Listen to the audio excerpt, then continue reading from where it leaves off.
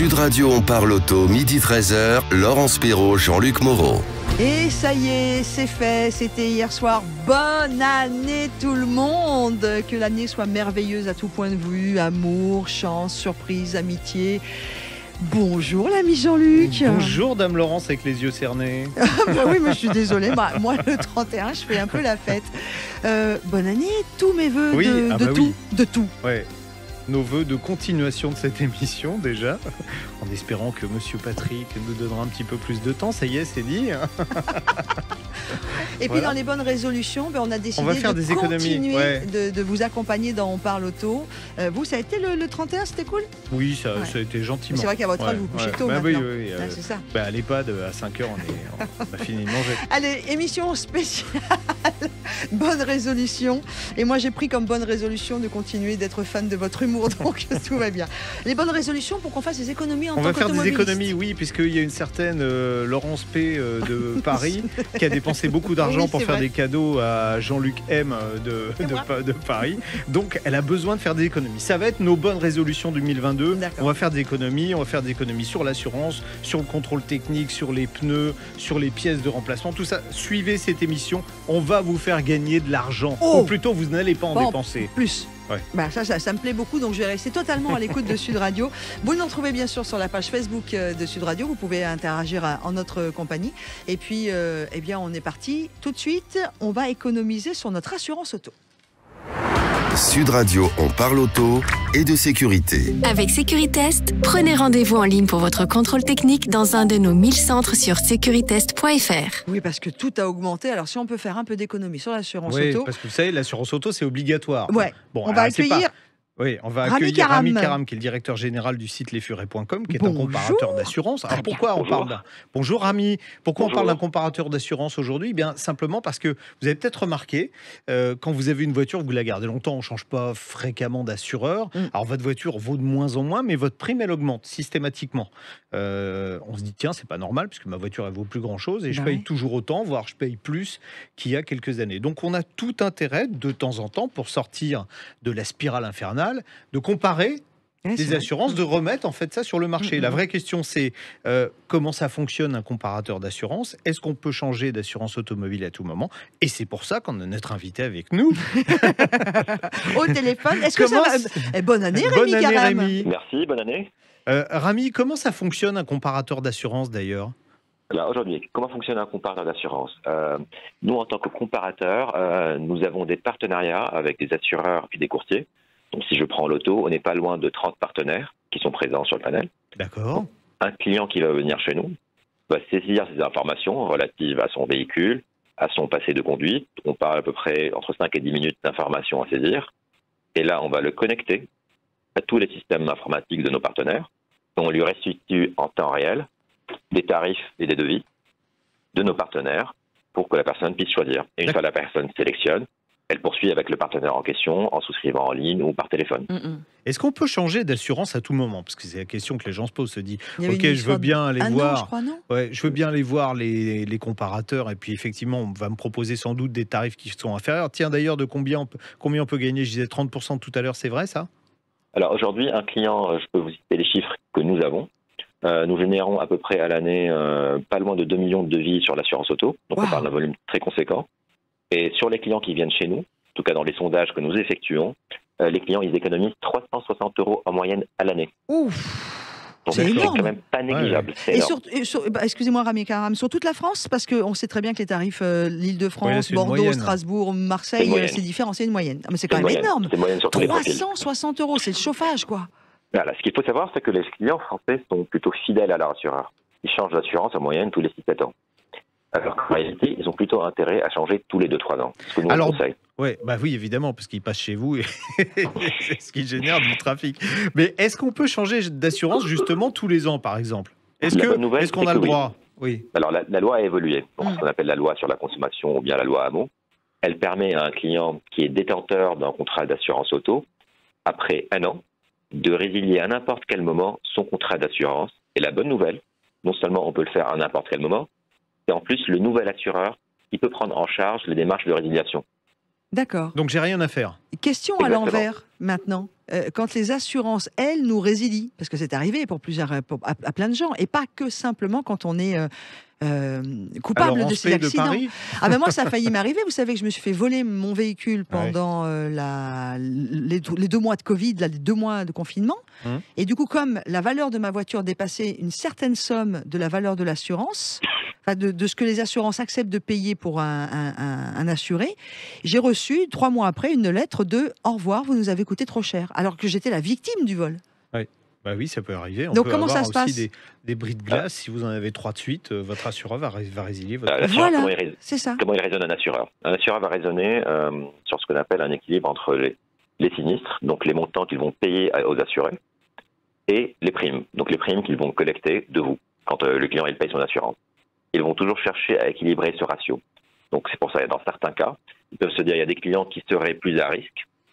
Et dans ce cas-là, on a besoin d'équilibrer son portefeuille de risque dans son ensemble pour être sûr qu'on puisse continuer à rembourser nos clients. Dans ce cas-là, le client, le mieux qu'il puisse faire, c'est aller faire le tour du marché et trouver une autre assurance, de toute façon. Après il sera beaucoup plus cher. Hein. Ça dépend. Écoutez, moi, je vais vous citer mon cas personnel. J'ai eu un sinistre derrière, simplement. Donc, bien évidemment, ma prime a augmenté. Bon, je suis repassé par un comparateur qui est connu, donc je ne vais pas citer lequel. Vous êtes allé chez un concurrent. Jusqu'au bout, là, j'étais chez les Furets. Et là, j'ai réussi à regagner sur mon assurance auto 250 €. Donc, on a toujours à gagner parce qu'il y a beaucoup de concurrence sur ce marché-là. Il y a beaucoup d'acteurs qui sont présents et qui souhaitent attirer des nouveaux clients. Donc, je ne peux qu'encourager les clients à tout le temps faire le tour du marché parce qu'on peut avoir des belles surprises. Et à protection égale. À protection égale, évidemment. Surtout. Donc, voilà, quand je parle de 360 € en moyenne, c'est à garantie équivalente. D'accord. Vos partenaires sont surtout des assureurs français ou c'est au niveau européen ? Je peux tomber sur un assureur allemand ? C'est des assureurs français. D'accord. Pour la plupart, ça peut être soit des courtiers d'assurance qui, eux, ont plusieurs compagnies d'assurance derrière, ou bien des assureurs en ligne, ou certains assureurs classiques qui ont à la fois de la souscription en ligne comme des agences qui sont disponibles en physique. Je vais vous poser la question, mais vous allez me répondre, ça dépend.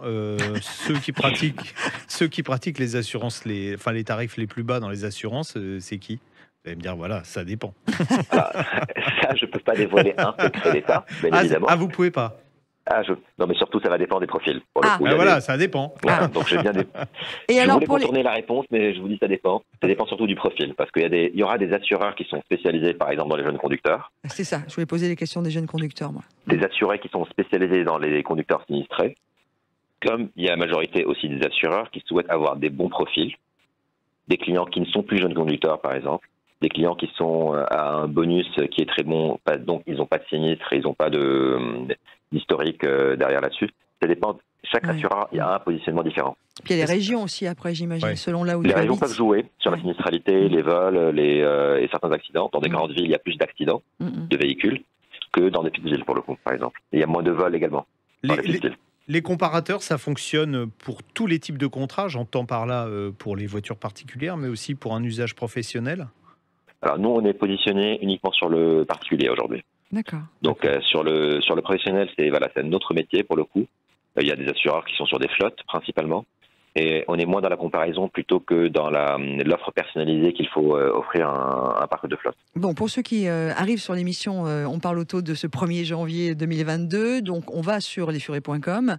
On met notre immatriculation, on met 2-3 informations et vous nous livrez une comparaison en fait sur les assurances les moins chères et du quartier. Exactement. Enfin, du quartier. Voilà. De la France, on va dire. La France est un quartier, si on peut dire ça. Les petits assureurs ont encore leur place ou non? Maintenant, c'est qu'une histoire de grande maison. Non, tout le monde a sa place. Parce que de toute façon, il faut savoir que c'est un métier très réglementé aujourd'hui. Donc, pas n'importe qui peut exercer ce métier. Je sens avoir les reins solides financièrement. Et c'est très contrôlé sur la manière d'indemniser un client, de le traiter. Et donc, tous les partenaires aujourd'hui sont logés à la même enseigne et les clients aussi. Par la suite. Bon, ben voilà. Bon, ben parfait. Notre soirée va être occupée sur lesfurets.com. Alors, moi, pas aujourd'hui. Le 1er janvier, moi, après, je me repose un peu, mais c'est surtout que j'ai encore un déjeuner de fête. Merci beaucoup, Rami Karam, directeur général du site lesfurets.com. Bonne résolution. On continue dans On parle auto. On vient, là, à l'ami Jean-Luc, d'économiser sur l'assurance. Le prochain rendez-vous? On va économiser, entre autres, sur le contrôle technique. Ah, on adore. Voilà, On parle auto. Restez avec nous sur Sud Radio. Encore une bonne année à tous. Nous sommes le 1er janvier. On est peut-être les premiers d'ailleurs à vous faire plein de bisous radiophoniques. Sud Radio, on parle auto et de sécurité. Avec Sécuritest, prenez rendez-vous en ligne pour votre contrôle technique dans un de nos 1000 centres sur sécuritest.fr. Sud Radio, on parle auto, midi 13h, Laurence Perrault, Jean-Luc Moreau. Spéciale bonne résolution pour débuter cette année en votre compagnie au 0826 300 300. Vous savez que vous pouvez toute l'année dans On Parle Auto nous retrouver, laisser vos messages, que ce soit sur le répondeur, que ce soit au standard quand nos amis sont avec vous, que ce soit sur la page Facebook de Sud Radio pour poser les questions, vos questions à l'ami Jean-Luc, pour donner votre avis. Voilà, c'est votre rendez-vous. Et spéciale bonne résolution, c'est un très très bon sujet toute l'émission pour nous faire gagner des sous. Et là, eh bien, on va gagner des sous sur le contrôle technique. Sud Radio, on parle auto. Nous sommes avec Jean-Jérôme. Jean-Jérôme qui est avec nous. Bonjour Jean-Jérôme, bonne année. Oui, merci. Meilleurs vœux vous aussi. Jean-Luc et Laurence. Bonne année Jean-Jérôme. Alors, c'est une question sur le contrôle technique, c'est ça? Non, c'est pas que sur le contrôle technique, c'est sur la carte grise de collection. Jean-Jérôme, il a une 2 chevaux, c'est ça? Ah, j'adore. C'est plutôt, je le fais pour mon père en fait. D'accord. C'est une 2 chevaux qu'il a achetée en 77 et qu'il a gardée depuis tout ce temps. Elle est de quelle année? Elle est de 72 en fait. Ah ouais, d'accord. C'est bien. Donc elle commence à avoir un petit peu de bouteille. Ouais, elle va avoir 50 ans le 18 janvier prochain là. Là, dans 17 jours, elle a 50 ans, la Titine. Oh, c'est énorme. Voilà, ouais. Bon, j'ai un peu galéré là pour le carburateur dernièrement, mais bon, on arrive à la faire tourner. J'arrive à trouver des pièces encore, mais là, c'est un peu plus compliqué. C'est un carburateur, c'est une 2 chevaux centrifuge, donc c'est un peu plus... Ah, j'avais ça, moi, j'avais ça avec C'est quoi une 2 chevaux centrifuge? Non, c'est en fait, il y a pas l'embrayage est un embrayage centrifuge. C'est-à-dire, vous pouvez passer la vitesse et vous restez. Et tant que vous n'accélérez pas, la voiture avance pas. Mais la vitesse est déjà engagée. Oui, tout à fait. Et quand vous accélérez, boum, ça part. Et c'est vraiment sympa en ville, l'embrayage centrifuge. Alors, ouais, le souci, c'est que quand on a une panne batterie, on peut pas pousser pour démarrer. Là, on peut pas pousser pour démarrer. Ça, c'est vrai. Bon, voilà. Mais il y a toujours une manivelle, je pense, même sur les modèles de 71. De 72, je sais 72 pas. Ouais, je sais pas. Bon, là, moi, la mienne, 68, il y avait une manivelle. Donc, quand ça démarrait pas avec la batterie, on mettait la manivelle et puis on démarrait la manivelle. Mais je crois que je l'ai trouvé dans le coffre encore la vanille. Donc ça doit démarrer. Moi j'avais une Dodge en 82, mais il n'y avait plus la manivelle. Donc alors là, vous voulez passer en carte grise de collection et je vais vous dire que vous avez raison. Alors, il est temps même, 50 ans. Oui.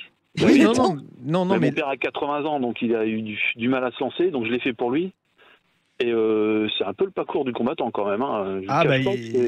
Il faut un certificat de la Fédération française des véhicules d'époque. Que j'ai obtenu. Voilà, il faut que votre véhicule soit strictement d'origine. J'entends par strictement d'origine, si la peinture a été changée, c'est pas grave.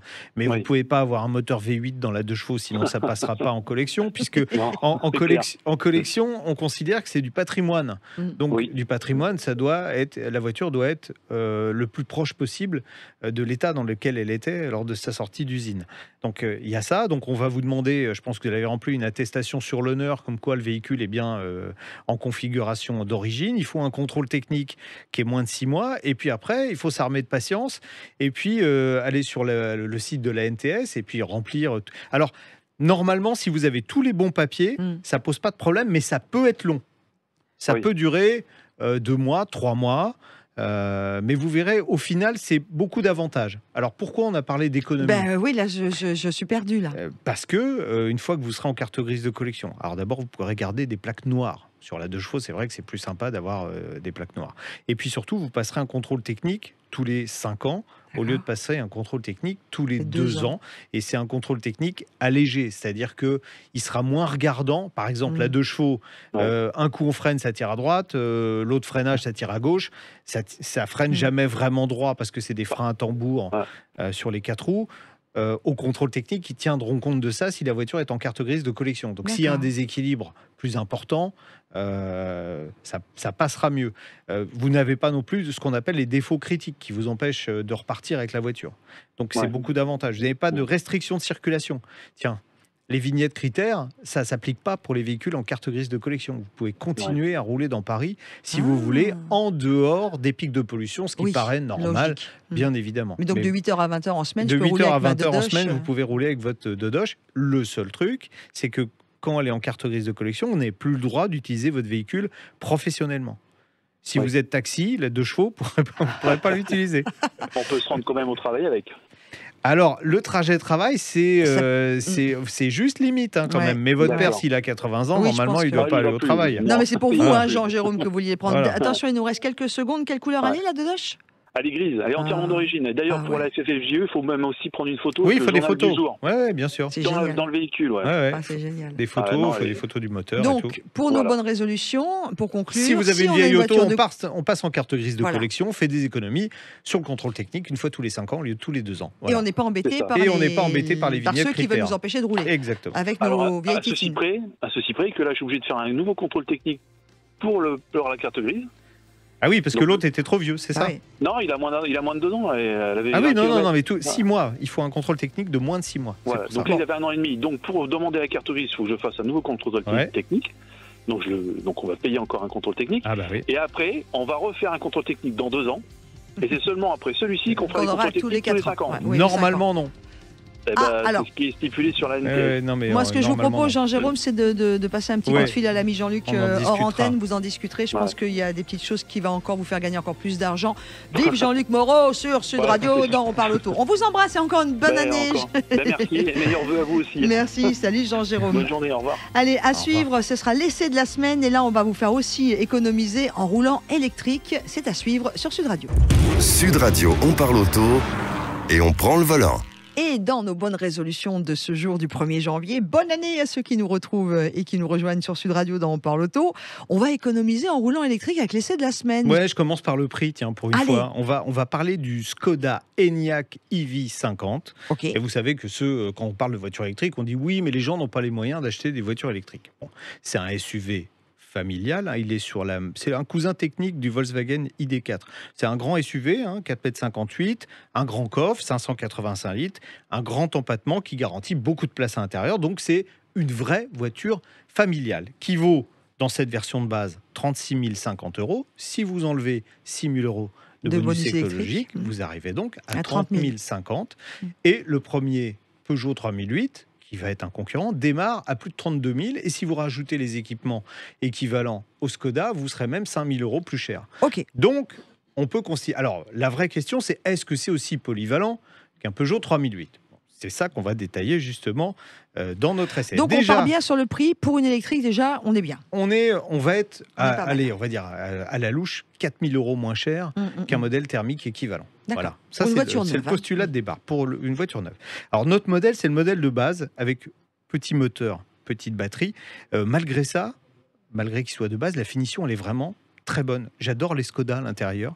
Et celle-là, vous avez un tableau de bord qui est habillé de tissu. Ça fait une ambiance cocooning à bord. Franchement, vraiment, j'aime bien. L'instrumentation, elle n'est pas exubérante. On a un tout petit compteur face à soi. Alors que d'habitude, sur les modèles électriques, on a des planches de bord de la Gare des Étoiles. Là, l'affichage est réduit à sa plus simple expression. On a quand même une tablette centrale de 10 pouces. Beaucoup de commandes se font via cet écran central. Mais Skoda a quand même conservé quelques boutons. Et ça, c'est plutôt pas mal pour accéder à des fonctions essentielles. La clim, le désembuage. Tiens, puisqu'on parle de la clim, c'est un modèle de base. Donc, la pompe à chaleur n'est pas disponible, même en option. Et ça comptera quand on roule et qu'il fait froid. Puisque moi, j'ai roulé, il faisait froid. Alors, paradoxe, les commandes physiques sur le volant sont mieux que celles de chez Audi, par exemple, puisqu'ils reprennent la même base, mais ils ont fait des trucs tactiles chez Audi, c'est pas bien. On a bien compris, depuis quelques semaines, vous n'aimez pas Audi. Là, voilà, alors il n'y a pas de grande roue, ça c'est bien. Donc d'origine, c'est du 18 pouces, il n'y a pas de châssis sport, donc le résultat, c'est qu'on a un excellent confort. Donc déjà, est-ce que c'est confortable ?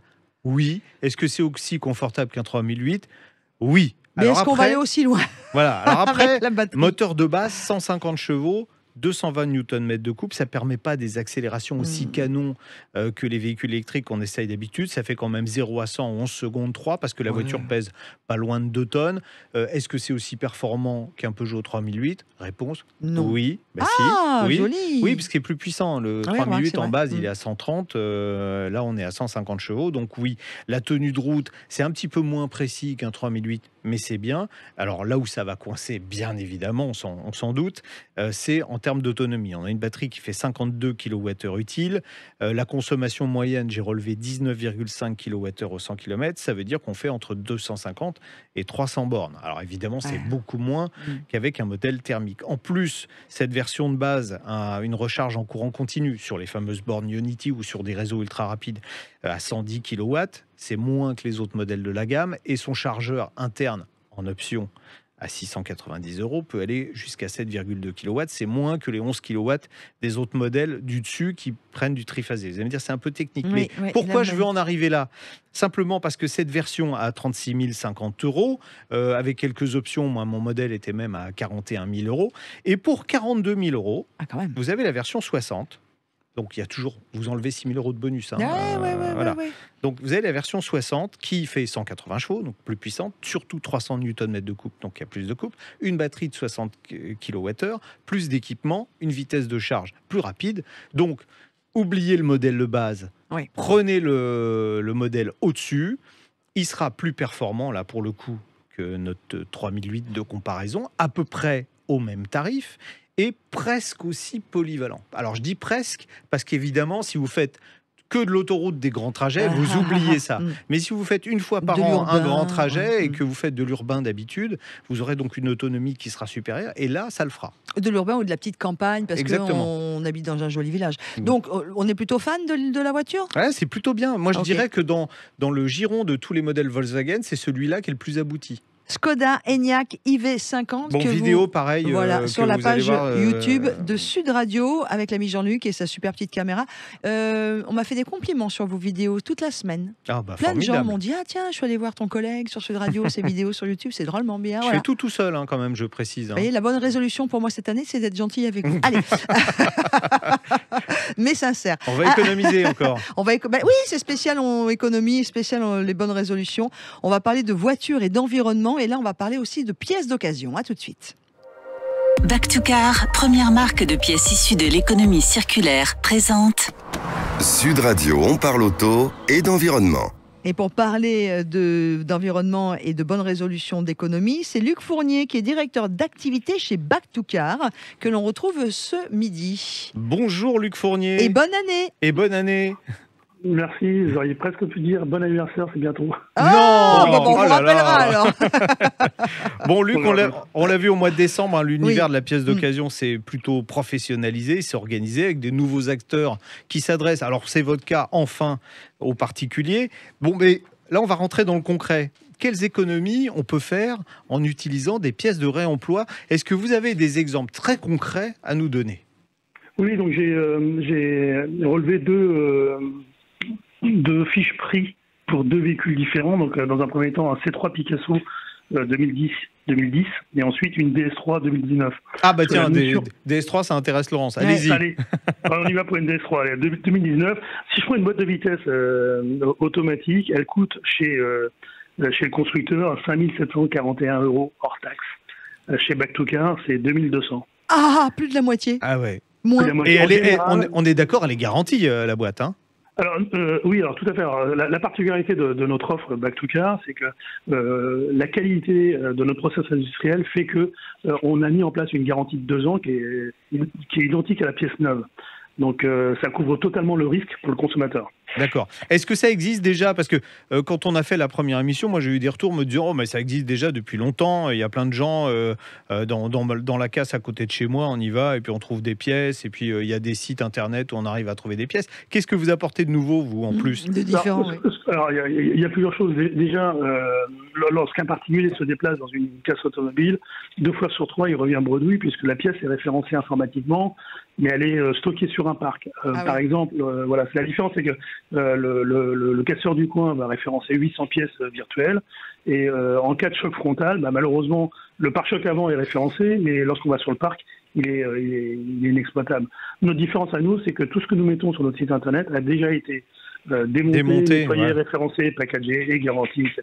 Donc c'est toute la différence. Il y a un côté quand même en plus respect de l'environnement, puisque c'est des pièces qu'on réutilise. À partir du moment où on réutilise, on ne recycle pas, donc c'est des économies. Totalement, c'est des pièces qui sont remises en circulation. Donc nous, par rapport aux concurrents casseurs, on va dire traditionnels, on met 13% des pièces à la poubelle après démontage, parce que c'est du rebut, puisque ça ne correspond pas à la qualité d'une marque comme nous sommes les seuls à avoir une marque sur le marché, en France, mais également en Europe, ça nous engage quelque part. Et c'est pour ça qu'on met beaucoup de pièces au rebut. Donc on a 13% des pièces qu'on ne vend pas, qu'un casseur traditionnel vendrait. Parce qu'il va manquer une cosse électrique, parce qu'il va manquer une petite patte de fixation sur l'optique. Luc Fournier, pas possible. Vous travaillez autant avec le particulier qu'avec les réparateurs, enfin les professionnels. C'est-à-dire que je suis particulier, je peux aller sur votre site, je suis réparateur professionnel, je peux aussi le faire. Exactement. Alors ça, c'est tout à fait récent. Ouais. On a démarré pendant 4 ans pour roder un petit peu le système avec des professionnels qui ont un niveau d'exigence supérieur à des particuliers. Et on vient d'ouvrir l'accès de notre offre aux particuliers la semaine dernière.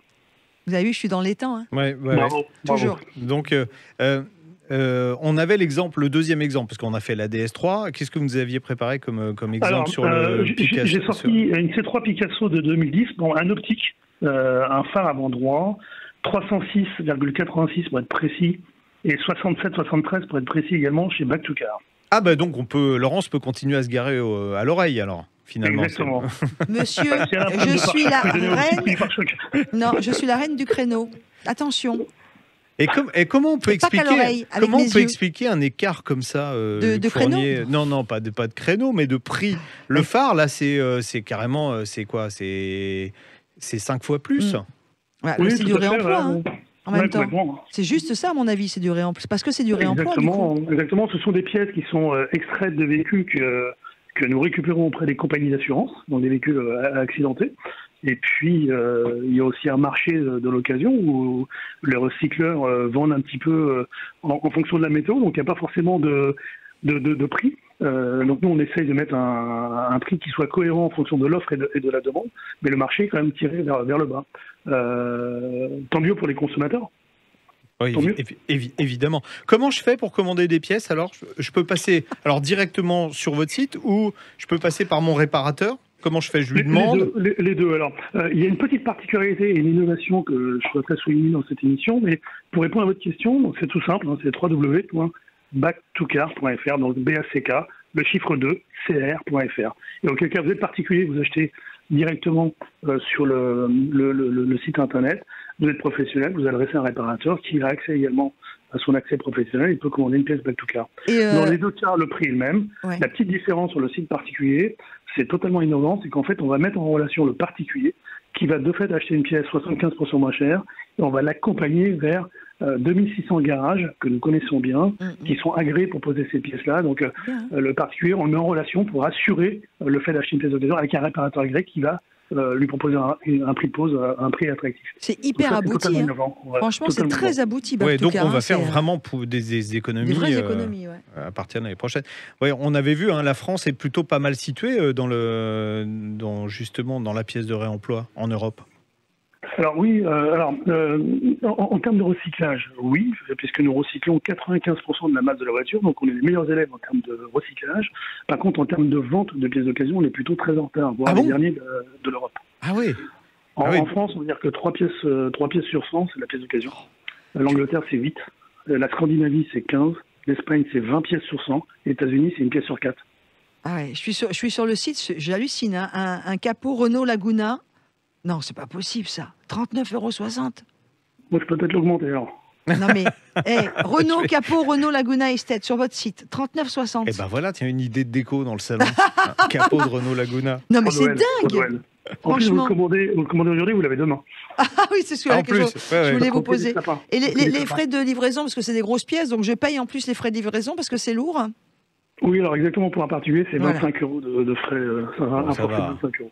Non, franchement 39 € le capot. Oui, ça va, oui. Bon, j'imagine que le catalogue va s'enrichir au fil des mois. Oui, exactement. Donc nous travaillons en fait à largeur de l'offre, puisque traditionnellement, on va dire l'ensemble des recycleurs démontent à peu près les mêmes produits. Nous, on démonte tout. C'est-à-dire qu'on laisse qu'une goupille sur la carcasse de la voiture et on démonte tout. Donc on explore de nouveaux territoires. On a par exemple démonté 25 voitures, mais totalement dépouillées. Et on vend maintenant aujourd'hui des réservoirs d'AD Blue. Il n'y a aucun recycleur qui a ce type de produit. Nous, on les a en stock. Puis on sait que sur certaines marques d'un groupe français qui commençait par un P, qui finissait par un A, il y a des gros soucis avec les réservoirs Tu as des Blue. Donc voilà, une piste pour économiser. Qui finit par A aussi. Ah oui, d'accord. Voilà. Enfin, ça nous fait rougir tout ça. Livraison en 24 heures. Il y a 3 modes de livraison possibles. Garantie 2 ans sur nos pièces d'occasion hors moteur et boîte. Jusqu'à 75% moins cher que les pièces neuves. Les pièces sont nettoyées et reconditionnées. Et il y a la traçabilité sur l'ensemble de nos pièces. Ça, c'est important également. Bravo, Back to Car. Bon, merci Luc Fournier. Et puis on aura l'occasion d'en reparler, je pense, cette année. Et de vous convier. Avec plaisir. Merci en tout cas. Merci et bonne année encore. Et encore bonne année. Et ce ne sera pas une bonne année, ce ne sont pas des vœux d'occasion. Nous. non, Allez, à suivre. On va parler pneus et vous l'avez compris. On va économiser aussi. Bah oui, c'est notre bonne résolution pour On parle auto de ce 1er janvier 2022. Économisons sur les pneus. Comment faire? On vous explique tout dans quelques instants. Sud Radio, on parle auto et d'environnement. Vous a été présenté par Back to Car. Commandez vos pièces auto recyclées sur back2car.fr. BACK, le chiffre 2, CAR.fr. Sud Radio, on parle auto. Parlons pneus, parlons bien. Avec le syndicat des professionnels du pneu, les spécialistes du pneu au service de votre sécurité sur la route. Et on parle auto évidemment, mais on parle surtout bonne résolution pour cette première émission de l'année 2022 avec l'ami Jean-Luc. Et alors là, on va, grâce à vous, l'ami Jean-Luc, économiser sur nos pneus. Et oui, vous savez, 40 millions de pneus usagés sont collectés chaque année en France. C'est à peu près la quantité qui est mise sur le marché, donc tant mieux. Mais on imagine bien que sur ces 40 millions de pneus, il y en a certains qui sont encore bon. Bah oui. Voilà, il y a des gens qui changent parfois leurs pneus parce qu'ils ont envie de dépenser de l'argent, de faire plaisir aux manufacturiers. Non, je plaisante. Non, mais certains sont réutilisables. Alors, comment, pourquoi, où est-ce qu'on peut trouver ces pneus réutilisables? Et on va voir ça avec Jean-François Cassier, qui est collecteur et revendeur. Bonjour Jean-François. Bonjour. Bonjour Jean-François et bonne année. Merci, bonne année également. Bon, alors déjà, comment on collecte les pneumatiques usagés? Écoutez, on collecte les pneus usagés en étant acteur de la filière, de l'éco-filière française, sachant que la principale c'est la société Aliapur. D'accord. Et nous collectons les pneus qui sont laissés dans des bennes pour la plupart chez les revendeurs classiques. D'accord. Voilà. Donc après, vous les triez ces pneus? Absolument, oui. Chaque pneu est identifié, est observé et trié en vue de reconnaître parmi tous les tas de pneus collectés. Ceux qui peuvent encore être utilisés éventuellement. Voilà. Tout à fait. Alors, ceux qui ne peuvent pas être utilisés, exactement. On en fait quoi, tiens? On a les mêmes idées. On en fait des sacs à main, ceux qu'on ne peut pas vraiment réutiliser. On fait des terrains de sport, on fait du ciment. Aujourd'hui, la grosse voie, entre guillemets, le principal exutoire reste une valorisation sous forme d'énergie. Ouais. En fait, les pneus sont pour la plupart broyés, puis injectés dans des cimenteries. Voilà. Donc, on avait vu avec Michelin aussi qu'eux arrivaient maintenant à récupérer le noir de carbone des pneumatiques, à réutiliser les pneumatiques. Bon, alors ceux-là, donc, ils sont, hop, c'est la benne, on les recycle, et ceux qui ne sont pas recyclés vont pouvoir être revendus. Est-ce que moi, par exemple, j'ai le droit de revendre mes pneus qui ne sont pas usés? En tant que particulier, Non, vous n'avez pas le droit. Donc c'est illégal, j'achète. Par exemple, le Bon Coin, il y a des pages entières de pneus d'occasion et les gens n'ont pas le droit de les vendre, on est d'accord? Alors, tout à fait. Pour revendre des pneus, en tout cas, il faut être collecteur agréé et répondre aux critères de tri, d'être capable de répondre, pouvoir trier de manière dans les règles de l'art. Donc il y a entre autres environ 17 points de contrôle sur un pneu avant de pouvoir attester qu'il est apte à reprendre un bout de route. Voilà. D'accord, c'est quoi les points de contrôle rapidement? On va pas faire les 17, mais c'est quoi? Rapidement, c'est les principaux, c'est détecter une éventuelle lésion, une éventuelle blessure, un roulage à plat, ça c'est quelque chose qui est assez difficile à distinguer. Il faut être aguerri pour le voir. Ensuite, vous avez bien évidemment des problèmes de fuite ou de micro-fuite avec des percements ou des usures inégales. Voilà. Donc un pneu qui a roulé avec un défaut de parallélisme ou un amortisseur un peu fatigué qui va user par facette, quoi. Qui va user en écaille, enfin qui va user le pneu d'une certaine manière et qui fera qu'il va vibrer lorsqu'il sera remonté sur une voiture qui aura elle un bon amortisseur. On parlait tout à l'heure de tout ce qu'on trouve sur comme Le Bon Coin ou autre. Attention, il y a aussi beaucoup de gens professionnels qui profitent de ce genre de petites annonces pour vendre leurs propres produits qui ne sont pas d'occasion des fois. Alors, faites attention aux annonces. Oui, de manière très visible. La plupart des gens, effectivement, ou des sites qui annoncent du pneu d'occasion ont en fait très peu de pneus d'occasion et essayent et vous vendent au final un pneu neuf. D'accord. Alors on les trouve où ces pneus d'occasion et combien ça coûte? Parce que c'est ça la vraie question quand même. C'était pas l'émission de Jean-Pierre Pernaut, ça? Alors aujourd'hui, c'est une filière qui est en train de se mettre en place, très honnêtement, puisque aujourd'hui c'est encore une filière qui est assez méconnue et on va dire un peu sous le manteau, voilà, un peu confidentielle et effectivement qui était principalement organisée autour des sites comme Le Bon Coin ou également la caisse automobile.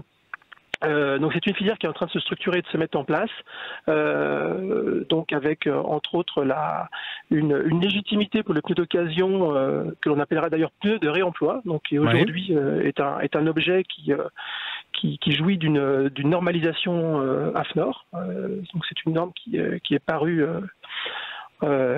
cette année, voilà, donc avec à la suite de travaux organisés avec Aliapur et la plupart et l'ensemble des collecteurs de la filière. D'accord, mais on les trouve où? Donc, il y a des professionnels qui ont pignon sur rue qui les vendent, on les trouve. Il y a des sites internet spécialisés. Comment on fait? Alors aujourd'hui, la plupart des collecteurs de la filière revendent des pneus d'occasion, donc soit on va dire en région, en local ou dans des magasins de montage. Mais comment on fait pour les trouver, pour savoir qu'ils existent? Excusez-moi de vous taquiner un peu, Jean-François. Sur le site de l'écofilière, voilà, donc soit via l'ADEME, soit directement sur le site Aliapur, vous tapez sur internet que faire de mon vieux pneu et derrière donc ça va vous emmener assez normalement sur le site Aliapur et là sur le site Aliapur vous avez la liste des collecteurs agréés et détenteurs de l'arrêté on va dire de collecte. N'importe qui ne peut pas collecter ni revendre ses pneus. Alors, je donne l'orthographe exacte, A-L-I-A-P-U-R. Voilà, Aliapur. Donc, on va sur le site d'Aliapur, on choisit quelqu'un qui peut me vendre ses pneus d'occasion. Et qu'est-ce qu'on peut faire comme économie en achetant un pneu d'occasion par rapport à un pneu neuf? Alors, le prix du pneu d'occasion va dépendre principalement de son usure. Alors bien évidemment de son usure. Alors il faut savoir qu'on ne vend pas des pneus qui sont aux trois quarts usés. On vend en général des pneus qui ont une usure relativement faible par paire. Donc c'est là un peu la difficulté et c'est aussi une des raisons pour laquelle c'est un produit qui est quand même peu courant. C'est que nous, lorsque nous collectons et trions ces pneus, il est assez rare de trouver deux pneus identiques ou quasi identiques. Voilà. D'accord. Donc une paire de pneus d'une dimension courante, qu'est-ce qu'on économise par rapport à un pneu neuf en termes de coût? En termes de coût, vous pouvez assez facilement baisser votre note par deux, à peu près. Oui, quand même. Par contre, ils sont garantis. Et c'est que des grandes marques, on est d'accord, il n'y a pas de pneus chinois dans le tas. Alors non, aujourd'hui les pneus de réemploi que nous vendons en tout cas sont des pneus on va dire de bonne naissance. Voilà. D'accord, premium. On vous donne donc rendez-vous sur aliapur.fr, aliapur.fr, puis vous vous laissez guider, c'est hyper clair, le site est vraiment très instinctif, c'est vraiment chouette. Merci beaucoup. Merci Jean-François Cassier. Merci d'avoir été avec nous pour cette première journée, de nous faire économiser 50% du prix des pneus sur des pneus d'occasion. Allez, tout de suite, pour conclure notre émission, on va gagner aussi des sous en achetant une voiture d'occasion. Sud Radio, on parle auto. Parlons pneus, parlons bien. Avec le syndicat des professionnels du pneu, les spécialistes du pneu au service de votre sécurité sur la route. Et on accueille tout de suite Fabienne sur Sud Radio, on parle auto. Bonjour Fabienne. Bonjour Laurence. Et bonne année. Bonjour Fabienne. Surtout à vous. Alors vous avez décidé de changer de voiture cette année. Ouais. Ah oui, il le faut. Et Laurence a été pudique parce qu'elle a dit on va économiser en achetant une voiture d'occasion alors qu'il y a écrit économiser en achetant un diesel d'occasion, on n'ose même plus le risque. Ça s'appelle du teasing radiophonique. Quel type de voiture? Alors, on vous écoute. Qu'est-ce que vous cherchez, en fait? Eh bien, moi, je cherche une berline. C'est confortable. En diesel, bien sûr. Alors, pourquoi bien sûr, tiens? Parce qu'elle roule beaucoup, j'imagine. Ouais. Mais évidemment. Voilà, je fais de la route et j'aimerais bien trouver une voiture confortable. Voilà. Donc, avec quoi comme budget? On va aller jusque, on va dire, 15-16 000 euros. Bon, il y a plein de trucs. Ah, super. Non, mais on profite en fait de la désaffection du public pour le diesel. Donc celui qui veut acheter un diesel aujourd'hui, il peut se faire vraiment plaisir en se payant une voiture qu'il n'aurait jamais pu se payer si on revenait ne serait-ce que 5 ans en arrière. On trouve des modèles d'occasion. Alors pour 15 000 euros, vous pouvez trouver une Mercedes classe E 350 avec un moteur diesel quand même qui fait 265 chevaux. Tout ça aux alentours de 170 000 km pour 15 000 euros. Franchement, vous vous retrouvez avec une voiture de luxe presque. Alors je vous donne un autre exemple, une BMW 535D qui fait 313 chevaux, donc pareil, ça marche, avec un kilométrage pas délirant, 200 000 sur ces moteurs-là, ça passe sans problème. Ça se trouve pour 15 000 euros. Un Audi Q5 avec un V6 TDI, c'est pareil, ça se trouve pour moins de 15 000 euros. Aujourd'hui, on peut faire vraiment des super affaires avec ces voitures-là. L'ami Jean-Luc, aujourd'hui, 1er janvier 2022, vous faites plaisir à Fabienne, mais vous êtes en train de démoraliser tous ceux qui ont une voiture diesel qui voulaient vendre en se disant, en fait, je vais vraiment perdre des sous, en fait. Ah oui, ça c'est clair, ils vont perdre de l'argent. Quoique, ces voitures-là, la plupart du temps, vous savez, c'est des voitures qui étaient en leasing auprès de sociétés. C'est des gros consommateurs de diesel. Alors les modèles que j'ai cités, peut-être pas, parce que c'était vraiment le haut du panier. Non, c'était plutôt avec des motorisations qu'on ne trouve pas dans les entreprises. Mais en revanche, les modèles plus standards qui reviennent de 4 ans de leasing, par exemple, les prix aujourd'hui, évidemment, ils ont dégringolé par rapport à ce qui était il y a 5 ans. Donc, et puis le marché de l'occasion explose, de toute façon. Donc, alors vous pouvez toujours rouler avec, on va préciser quand même, parce que ces modèles-là, après 2011, donc ils sont Euro 5, ils ont toujours le droit de circuler. Ils auront le droit de circuler, ils sont critères 2. Donc ils auront le droit de circuler jusqu'en janvier 2024, par exemple, dans Paris. Et puis, je vais vous le dire honnêtement, d'ici là, je pense que les choses vont changer parce que c'est inapplicable. Est-ce que vous avez déjà été contrôlé d'ailleurs? Parce qu'on fait des réglementations qu'on ne peut pas... alors, c'est pas qu'on ne peut pas les appliquer, mais qu'on ne peut pas contrôler. Donc, ça ne sert à rien de dire la règle, c'est ça, si on ne contrôle pas derrière, si les gens font ce qu'il faut. Moi, j'ai entendu quand même parler des radars. De la vidéo-verbalisation. Sur les critères qui vont arriver là. Et puis là, en 2022, ça va arriver chez nous. Je peux vous assurer que le jour où ça arrive, c'est Gilets jaunes 2. Alors, est-ce qu'on revient donc sur le cas de Fabienne? Fabienne, il y a une voiture Mercedes, BMW ou Audi, Fabienne? Il n'y a pas photo, moi c'est Mercedes. Ah bon, d'accord, Mercedes. La E350. Là, je crois que je vais me faire plaisir. Je vous l'amène alors. Vous habitez où, Fabienne, si c'est pas indiscret? À La Frette-sur-Seine. La Frette-sur-Seine? Oui, c'est en banlieue parisienne, c'est ça? En banlieue parisienne. Je connais on a pas la chance d'être en bord de Seine, voilà. Non, mais vous êtes extérieur à la A4. Vous êtes de quel côté? À l'ouest? Oui, ouest. À ouest-ouest? Oui. Et quand on va vers la Normandie? Absolument. Voilà, où on écoute Sud Radio sur le 99.9. Super. On va vous faire des gros bisous. Bonne année encore, Fabienne. Bonne année, plein de belles choses pour vous tous et merci encore pour votre écoute. Merci, de rien, on est là pour ça. Merci beaucoup. Merci. L'ami Jean-Luc, on va souhaiter une super belle année de On Parle Auto sur Sud Radio. On se retrouve, ça va être encore 2022 la semaine prochaine. Et on va souhaiter aussi une très très bonne année à notre super Bastien qui est notre méga génial réalisateur de cette émission qu'on aime beaucoup. Et puis vous savez quoi? On va souhaiter aussi une bonne année à tous ceux qui écoutent Sud Radio du matin jusqu'au soir. On vous embrasse et on vous donne rendez-vous samedi prochain, ça vous va? Avec plaisir. Allez, en attendant, on va continuer à faire la fête, nous. Sud Radio, on parle auto.